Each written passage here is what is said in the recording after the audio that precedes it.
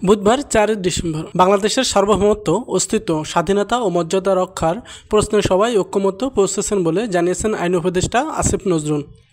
বুধবার ৪ ডিসেম্বর সন্ধ্যায় foreign service একাডেমিতে প্রধান উপদেষ্টার সাথে হওয়া রাজনৈতিক দলগুলোর বৈঠক শেষে তিনি সাংবাদিকদের একথা জানান। আইন উপদেষ্টা বলেন, বাংলাদেশের সবগুলো রাজনৈতিক দল আজ উপস্থিত ছিল। এই বৈঠকে সবাই বাংলাদেশের সার্বভৌমত্ব, অস্তিত্ব, স্বাধীনতা ও মর্যাদা রক্ষার প্রশ্নে ঐকমত্য পৌঁছেছেন। নজরুল বলেন, সকল সম্প্রদায়ের মানুষের ভূমিকা প্রশংসা করা হয়েছে। সাম্প্রদায়িক সম্প্রতি যে কোনো উস্কানির মুখে অটুট রাখার কথা বলা হয়েছে। তিনি বলেন, যে কোনো ধরনের অপপ্রচার ও উস্কানির বিরুদ্ধে আমরা সাহসী, অটুট ও ঐক্যবদ্ধ থাকব। ভবিষ্যতে যে কোনো ধরনের উস্কানি আসলে আমরা আমাদের ঐক্য আরও বেগবান দেখানোর প্রচেষ্টা অব্যাহত রাখব। বৈঠকে আমরা গোটা জাতি ভারতের অপপ্রচারের বিরুদ্ধে ঐক্যবদ্ধ রয়েছি। এজন্য আমরা সবাই মিলে একটা সমাবেশ করতে পারি কিনা, পলিটিক্যাল কাউন্সিল করতে পারি কিনা, এমনকি নিরাপত্তার কাউন্সিল করতে পারি কিনা এই প্রস্তাব আনা হয়েছে।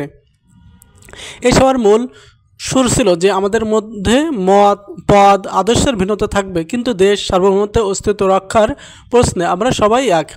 সবার উপরে দেশ এবং এটা থেকে আমরা কখনো বিচ্যুত হব না। বাংলাদেশকে দুর্বল, শক্তিহীন, নজ্জানো ভাবার কোনো অবকাশ নেই।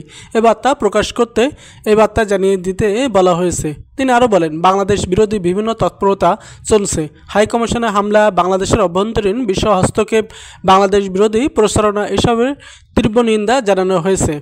ভারতের এসব পদক্ষেপের বিরুদ্ধে বর্তমান সরকার যে আত্মমর্যাদাশীল, সাহসী ভূমিকা, তার প্রশংসা করা হয়েছে এবং সরকারের সাথে সলিডারিটি প্রকাশ করা হয়েছে। তিনি আরও বলেন, একই সাথে ভারতের এই সকল প্রচারণার বিরুদ্ধে আরও শক্তিশালীভাবে এবং আরও বেগবানভাবে মোকাবেলার কথা বলা হয়েছে।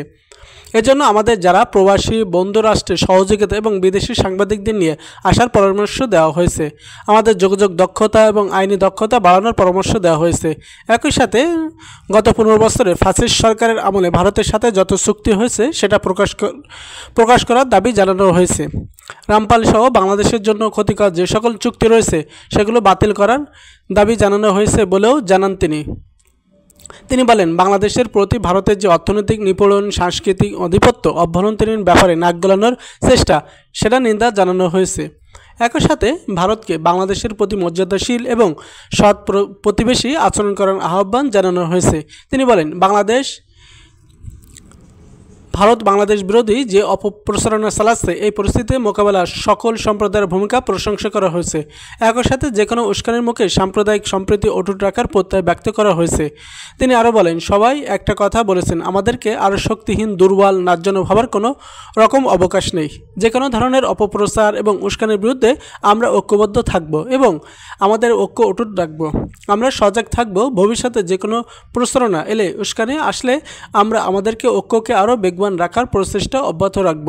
প্রস্তাব আকারে এসেছে, গোটা জাতি ভারতের অপপ্রচার বিরুদ্ধে যে ঐক্যবদ্ধ আছে, সবাই মিলে একটা সমাবেশ করতে পারি কিনা, সবাই মিলে পলিটিক্যাল একটা কাউন্সিল করতে পারি কিনা, নিরাপত্তা কাউন্সিল করতে পারি কিনা, এই জন্য প্রস্তাবনা হয়েছে।